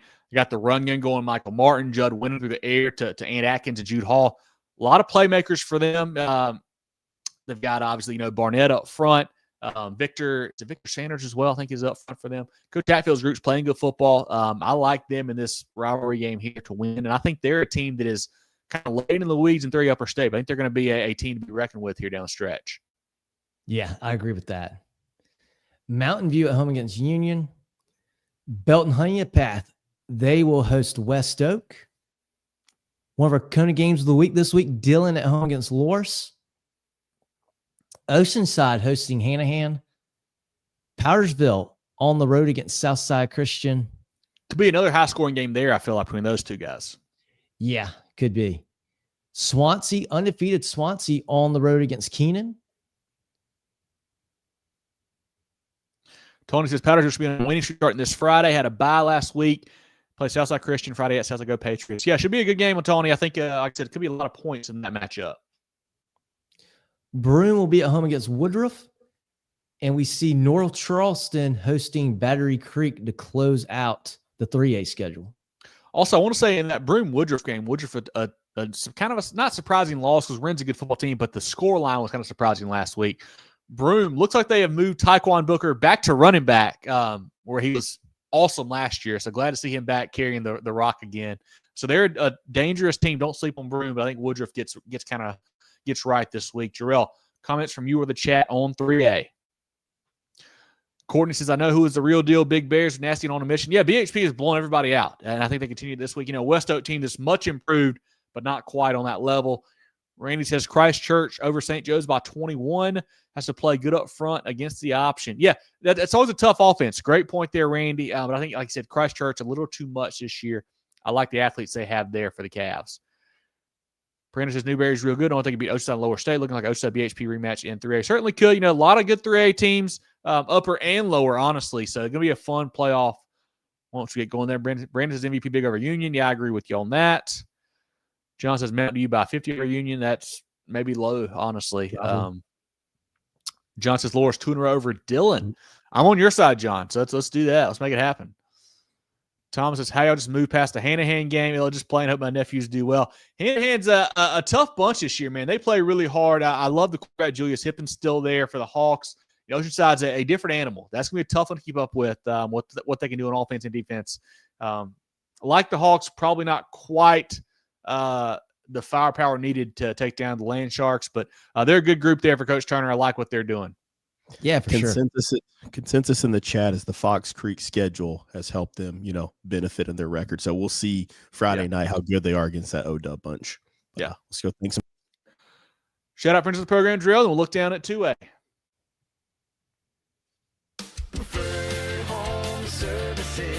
Schedule your sewer drain clearing with Preferred Home Services today. If we can't clear it, it's free. Electrical, plumbing, cooling too. Go, go, go, Preferred! Looking for top-notch sports gear and uniforms? Look no further than First Team Sports. With 30 years of serving the Carolinas, First Team Sports is your local full-service dealer. From youth teams to colleges, we've got you covered with team uniforms, staff apparel, Letterman jackets, sports equipment, and facility branding. Visit our local store in Greenville or firstteamsc.com. Make First Team your first choice. Founders Federal Credit Union means banking made for you. The on the go, the pick up and go, and the I want to go. Because at Founders, we give you the financial tools that make every dollar work for you. For the little things to the big things. For your future and your peace of mind. We'll always stay grounded in our roots, but reaching beyond what you'd expect is where we'll always go. Find out what our members already know and enjoy a new way to bank. Relax, you're with Founders. Let's look down to the 2A slate now, John. Leading off with 2A, we got Saluda at home against American Leadership. Barnwell is at home against Lake Marion. Hampton County at home against Edisto. Chesney on the road against Blacksburg.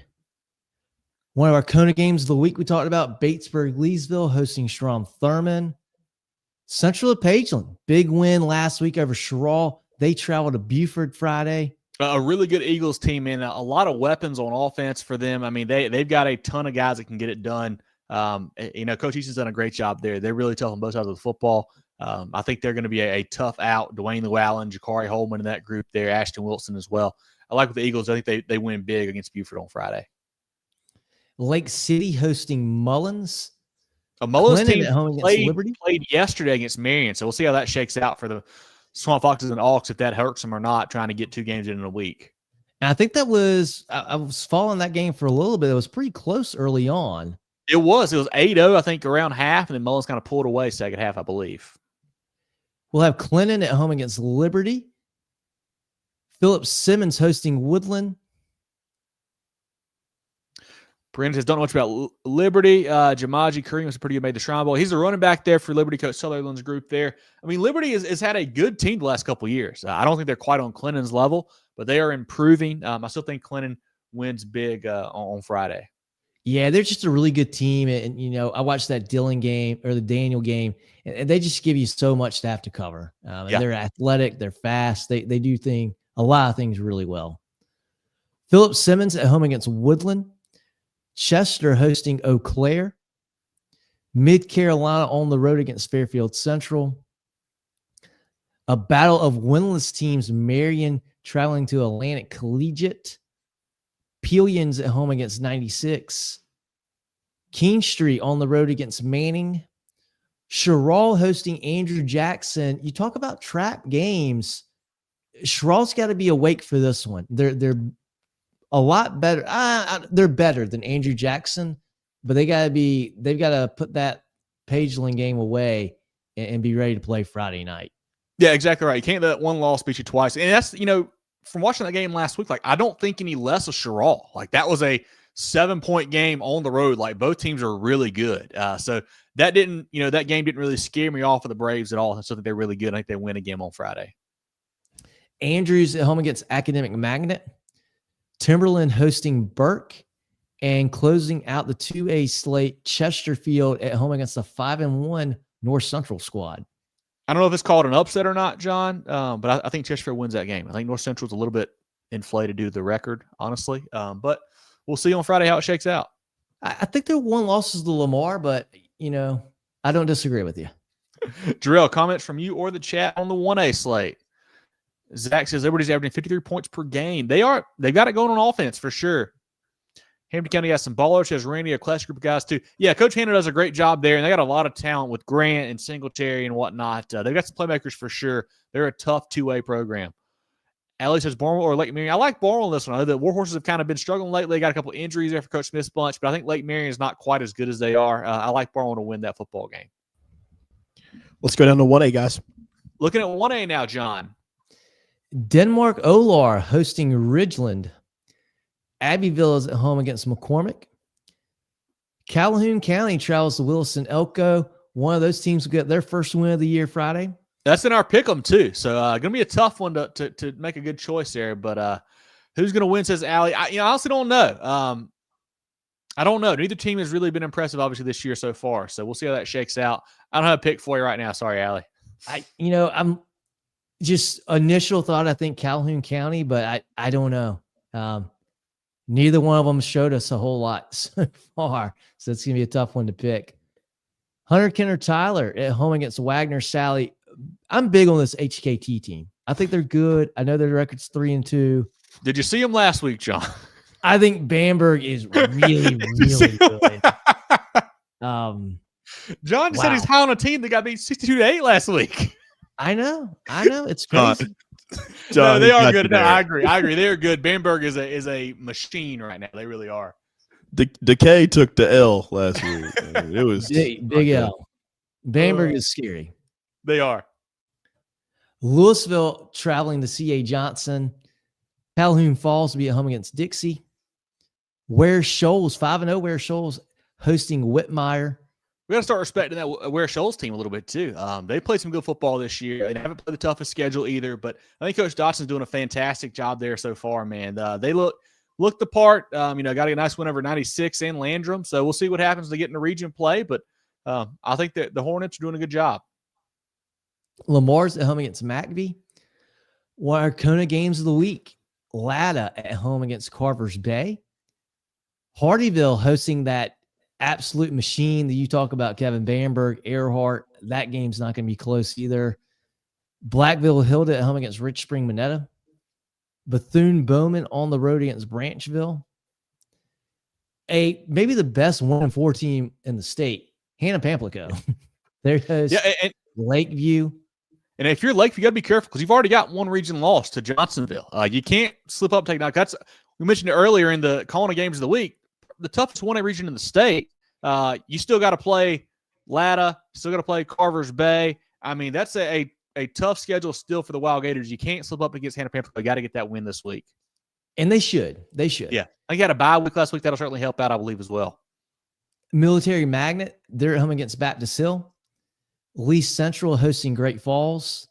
And Cross will travel to St. John's. Jerel, comments from you or the chat on the 1A slate. Abbeville might score 70, says Dillon. They could. I think if they want to, I think they might get there. We'll see. I think Coach Nichols will probably call the dogs for that point. Wagner by 14, says Dion, a team that's been struggling with the Wagner Sally squad has. Brian says, let's go Chesney. Chesney's a good football team, man. I say it every week. I like what Coach Chappell's doing there for sure with the Eagles. Carvers Bay by 7, says John, one of our corner games of the week. Brandon says, do y'all think Bamberg can beat Abbeville? And that's a question that I've kind of struggled with this week as we were doing our polls. I don't know. I will say Bamberg. We ain't got to answer that really for a long time. We got 10 weeks to think about that. So okay, we'll answer it later, Brandon. Sorry. Yeah, we'll talk about that later. I think they could. No, it's those are two very good teams, so it's exciting. And I really did. Abbeville was right there. I thought they were going to be able to knock that West Side bunch off last week. Yeah. Anything else on the 1A slate, Jerel? Move on. Let's go down to SCISA, guys. Let's look down at the SCISA slate now, John. All right, give me just a moment here. I'm falling behind. Sorry. No, you're good. We'll lead off with Hilton Head Prep hosting PD Academy. Northwood Academy is at home against Cardinal Newman. Hats off, Northwood ended Hammond's 28-game winning streak last week. The Chargers are the real deal. Coach Waters doing a fantastic job there. I think all of a sudden now they are the favorite in SCISA 4A. Very impressive. Our Kona game of the week for SCISA, Beaufort Academy hosting Bethesda. Cross Academy hosting Kings Academy. First Baptist on the road against John Paul II. St. John's Christian hosting Dillon Christian. Holly Hill Academy at home against Palmetto Christian. The Raiders team, I want to shout out head coach Stratford Hendricks, has been sending some great stats lately for the Raiders, so shout out to him. Appreciate you taking care of us on that front as your Raiders look to be really, really good again this year. Northside Christian, they'll be hosting the South Carolina Spartans. Carolina Academy at home against Williamsburg Academy. Pinewood Prep will travel to Wilson Hall. 3A state title rematch from last year, John, in that game there. Lawrence Manning is at home against Hammond. Hammond trying to bounce back this week. Ben Lippin at home against Porter Gaud. King Academy traveling to Christian Academy. Richard Wins at home against Newberry Academy. Thomas Hayward travels to Patrick Henry. Augusta Christian is on the road against Heathwood Hall. Lee Academy hosting Dorchester Academy. 5-0 Dorchester, that is. Orangeburg Prep is at home against Spartanburg Christian. Clarendon Hall at home against Thomas Sumter. Hilton Head Christian will travel to Bullock Academy. Lawrence Academy at home against Wardlaw. Jefferson Davis will be hosting Cathedral Academy. And Camden Military travels to Trinity Collegiate. Jerel, comments from you or the chat on the SCISA slate before we look down and move on to our next portion of the program. Yeah, no SCISA this week, so we'll keep it rolling, guys. Perfect. Let's shout out friends of the program. We'll come back with our polls and our pick'em, and we'll get you guys out of here. Everyday life means everyday expenses. Spend smarter with a Founders Federal Credit Union credit card, offering you low rates and big rewards where it matters most. Enjoy all the benefits of saving while using your Founders Essential MasterCard. Make every swipe and tap count with smart rates, big rewards on select cards, and no balance transfer or annual fees. Because your money should go where you want it to. That's the power of Founders Federal Credit Union. Apply today at foundersfcu.com. Relax. You're with Founders. The George Agency has been serving the insurance needs of South Carolina for over 40 years. They're a full-line insurance agency concentrated in employee benefits and health insurance with an office in Mullins and Murrells Inlet, but they can help you all across the state. They have clients in Greer, Rock Hill, Columbia, and more, so wherever you are, they can help. Give Bradley, Wayne, Richard, and the crew a call or check them out online at thegeorgeagency.net. That's thegeorgeagency.net. Our pick'em brought to you by Hannah Engineering. We do 11 games each week across the state. Join it. It's on our Facebook, our Twitter. We send an email out. Love to have you be part of that. We do a couple pop-up prizes throughout the weeks, randomly here and there, and then obviously a season-long winner as well. Jerel, our week 5 winners. Pop it up there for us. Sorry, guys. I'm trying to get it pulled up. I do not see it loaded up. It should be in there. I thought I loaded it under the media assets earlier. Let me check. Yes, I got it right here. Week 5, we had... You're good. Daryl with 10. Brandon, Clemson, Marvin, Ricardo. Jerel took it down. Jerel, you took it away from him. Marvin, Ricardo. Oh, that's overall. No, that's right. Yeah. Marvin, Ricardo with 9 and Ryan with 9. And a ton of folks with 8. So great job for a lot of folks there. Kevin with 9, John with 8, Jerel with 6, leading us a tough week for some, but a fun week in our pick'em last week in week 5. And now our overall leaders, Jerel as well. Who do we have there? And this is with the low week drop now. Yes, we have Ryan with 43, the other Ryan with 42, Andrew 42 as well, and a bunch of 41s down to 39. I'm with 41 in our group, Jerel 39, John 36, with a long way to go. Once again, our pick'em brought to you by Hannah Engineering. You can easily join each and every week on our social media pages. We will do that for you. But now our polls brought to you by First Team Sports. Jerel, do you want to start with 1A or 5A and work our way through? Let's go 5A. I think we did 1A last time. I'll let you roll that. Our 5A slate. Go ahead.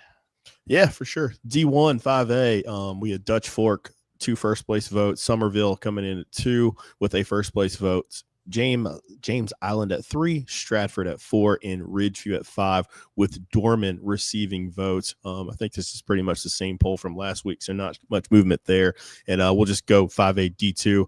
I think it's the same poll as well. Irmo at the 1 spot with 2 first place. Northwestern at 2 receiving a first place vote. Berkeley at 3, Hannah at 4, and Greenville at 5, with Greenwood receiving votes. Yeah, not a lot of change there. I thought about maybe bumping Dorman into D1, but didn't really know who I wanted to take out. That was the big change for me there, but pretty stable in 5A. Yeah, I was struggling with Hannah. That wasn't the best performance, but we decided to leave them there.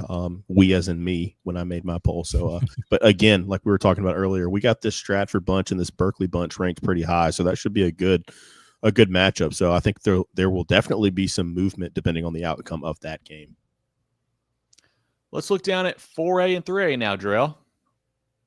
Yeah, let's take a look at that. At 4A, we have South Point, surprise, surprise, at number 1, getting all the first place votes. South Florence at 2. A little bit of a shakeup here once we get past that with that big game between Gray Collegiate and North Augusta. Bishop England slots up to 3. Gray Collegiate, their first appearance in our poll, at 4. And we have a tie for 5th with Camden and North Augusta, with AC Flora back in receiving the votes category. So a little bit of a shakeup here, especially with that big North Augusta Gray Collegiate game on Friday. In 4A, I felt like there's a couple more teams too. I looked at Hilton Head. I looked at Wren as well as a possibility after their big win. That was a tough one for me to figure out kind of the back half of this week, it felt like. There's some really good talent in 4A. Mm-hmm. Yeah, obviously Gray being the big mover. That was a hell of a performance by them this past weekend. And because it kind of been, kind of static there. We had North Augusta just slotted in that 3 spot. So with that shakeup, kind of moved things around. But going to 3A, again, we got Oceanside Collegiate at first place with 3 votes. Newberry at 2. BHP at 3, Loris at 4, and Mountain View at 5. This one's got to change mainly because Woodruff kind of slots down a little bit, so we get a little bit more clarity with that game. No shade to Woodruff. That's a really good Wren team, but I think that score line kind of changed out the 3A poll for us. Yep. I think that's the only change that I think we saw was them falling out this week. But and again, we might see a shakeup too. That big game with Loris and Dillon, so there's a lot that can change here next week. Looking at 2A and 1A now.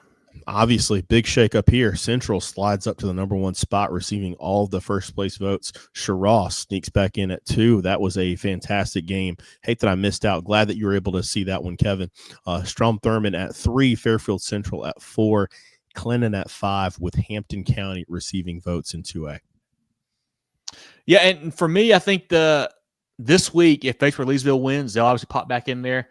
For me, Clinton is starting to kind of climb the ladder back up to the top. It feels like they're really kind of figuring it out. But, I had Sherrill at 1 last week, and I was like, I can't drop more than 1 spot. They went on the road and lost by a touchdown in a 4-quarter game. I mean, I don't know how you don't give them some respect of being at least 2 or 3, maybe 4 at the worst, I feel like, in that poll. Yeah, I agree with that one. I mean, leaving Sherrill up there. I think Thurmond, we learned a lot about them this week as well. So Clinton continues to rise. Like that's the one they always start off shaky. You know, that's the one where they just play non-region. They play such a tough schedule non-region. So, you know, we like to give guys credit for winning over who they play. But Clinton's a team, obviously, it's a force to be reckoned with. Going to 1A, big question here. You know, got Abbeville at the top spot still. No shame in that one. I really thought they were going to pull that upset off against Westside. Bamberg just destroying, just continuing to roll there in the lower state. Cross at 3, Carvers Bay at 4, Johnsonville at 5. Again, with Latta receiving a vote. So we're going to see some shakeup this week with these teams playing, especially that Carvers Bay Latta game. Yeah, 1A was tough as well in the back end. I thought about, you know, Latta. I thought about Louisville. Couple different guys. You know, Lakeview could have been maybe in that last spot. So definitely some things to keep an eye on in 1A this week. Yeah, for sure. And I think that, especially like this, I think really I don't really see Abbeville or Bamberg getting tripped up. I think they're going to continue to play well this season. But I think that 3 through 5, we're going to see a lot of movement, especially with that Region 6 being so tough in 1A. Another team I did think about too, Scotts Branch. You know, they've got win over Manning and Lakeview. They look really good. Thought about them in that 5 spot. Just didn't quite pull the trigger this week. They've got to match up with Cross next week in a region game. That'll tell us a lot about those programs. But any comments from the chat on any of our polls, Jerel, before we wrap up here? Yeah, of course we got some comments. Why not? Got to move us to 2, says Courtney. I don't know, man. I like this Newberry bunch. I like this Oceanside bunch as well. But we'll see. I mean, I think both teams are really good. Obviously, a lot of football still to be played, so we'll see how it shakes out here over the next few weeks. Yeah, not hating, just a difference of opinion. Ron says, scoreline, Hurt Woodruff against Rim at BHP 3, averaged 40 points a game at the starters out mid-quarter. Hey, we're not hating on BHP at all. I think we think they're pretty good, man. I don't know where you want them. I don't know how you make a case for them as number 1. I could see maybe making a case for them ahead of Newberry, I guess, if you want to say that. But I wouldn't be upset with a number 3 ranking for sure. I think we were very high on the Bears. Brown says Chesney will enter the poll soon, possibly next week. Hey, I like the Eagles bunch. Keep chirping on them. I like it. They're a good team. Kelly always making us think. I think she thinks the entire show of these great questions for us. If we can make a fantasy team of high school football, who will be your first pick? My first pick. Do I get the first pick? Who's going first? I'm going first. Joshua Dobson, cornerback from that's fine. You can have him. Who is you or me? Yeah. I'm taking the DB there. I guess that's fantasy. I don't know why I said that's defensive player playing. That's fantasy. not who I was going to pick. Who you got? John, your pick. Go for it. I'm going Monavian. God, that was my pick. Big play, Aiden. Great locker room guy. He's talented. That's who I wanted, man. I think he's the go-to. He's the one. You know what? I'll take Kenton Caldwell, Newberry. He's putting up tons of numbers, so I'm gonna go for the touchdowns there. So I'm gonna go that route. Taking my pick back. Let me get Michael Doe. You got a defensive guy already. You did it. Michael Doe. That's a good pick. Nobody's gonna take Currents. Oh yeah, he's getting points on both sides. I gotta flex him. Gotta flex him. No, that's a good pick. No, it's gonna be fun. So yeah, I like the question, Kelly. Thanks a lot. Once again, our polls brought to you by First Team Sports. Always appreciate those guys for helping us out. Want to shout out our teams of the week: Central, Gray Collegiate, and Northwood, powered by Preferred Home Services. Our players of the week, insured by the Georgia. So we had Franklin Richardson at Sumter, Xavier Wright at Gray Collegiate, and Michael Martin at Christ Church. Appreciate the Georgia ACC for shouting those guys out. Once again, shout out our teams of the week, Preferred Home Services, and Georgia ACC players of the week as well. Also want to congratulate all North, South, and Tri-Bowl selections. Those are all posted now on our page. All that came out over the past week.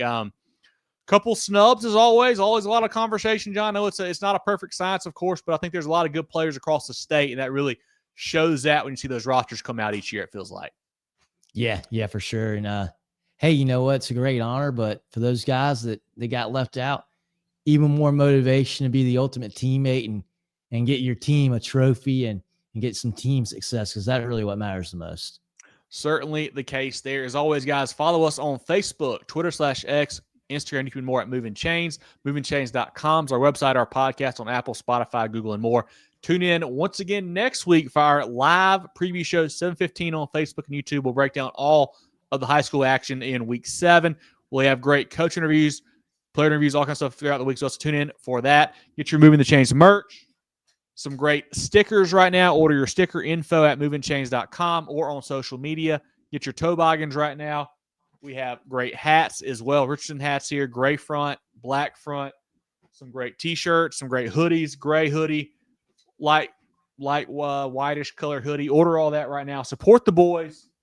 Wear some merch at the games. Love to have you make this program bigger and better and really spread the word. Tell your friends so they'll tune in each and every week. I do want to say thank you to the friends at Central, Jonathan Easton, the head coach down there, Brian Horn, David Helms, Coach Poole. Got to meet a lot of great people down there last Friday. Chris Gordon, Derek Gordon, Keith Thomas, Coach Dixon was down there. Saw Coach Usher, Coach Mangum. Great talking to those folks. I really enjoyed my time in Pageland last Friday night. John, any final thoughts from you? Jerel, any thoughts from you as we wrap up our Week 6 preview show here? Just great games all over the board, all over the state, all over the board. Really, really good stuff. Yeah, again, my message is always, if you're listening to us on Tuesday, go catch a game Thursday and Friday. So get out and support your community. Again, if you got a bye week, go see somebody else play because there's always some good football right around the corner in the state of South Carolina. And again, YouTube, run the subs up. We're like 90 away from 1,000, so that'd be really cool if you guys could do that. Never know when Meta or Facebook's going to go offline, so make sure you subscribe to YouTube. Certainly would appreciate that. But, guys, it's been another great show. Really enjoyed it. A lot of fun talking football with you guys across the state, so enjoyed you joining us here. As always, Moving the Chains is brought to you by Founders Federal Credit Union. For Jerel Hendricks and John Epps, I'm Kevin Thomas. This has been our Week 6 preview show here on Moving the Chains, talking all things South Carolina high school football. We will catch you guys next week. Get ready for the ultimate South Carolina high school football experience with Movin The Chains. From previews to recaps, we've got you covered. Dive into our expert preview shows, predicting winners and sharing insights. Then join us post-game for the thrilling recaps, exclusive interviews, and highlights you won't find anywhere else. Plus, connect with fellow fans on our Friday night spaces on Twitter/X. No one covers South Carolina high school football like us. Join us at Movin Chains on all social media platforms and visit movinchains.com today.